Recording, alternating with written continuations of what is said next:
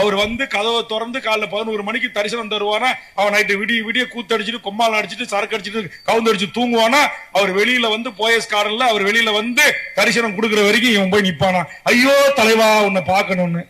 சேலத்தில் நடைபெற்ற தமிழக வாழ்வுரிமை கட்சி பொதுக்கூட்டத்தில் அக்கட்சியின் தலைவர் வேல்முருகன் நடிகர்கள் குறித்தும் குறிப்பாக விஜய் குறித்து பேசியது சர்ச்சையாகியுள்ளது.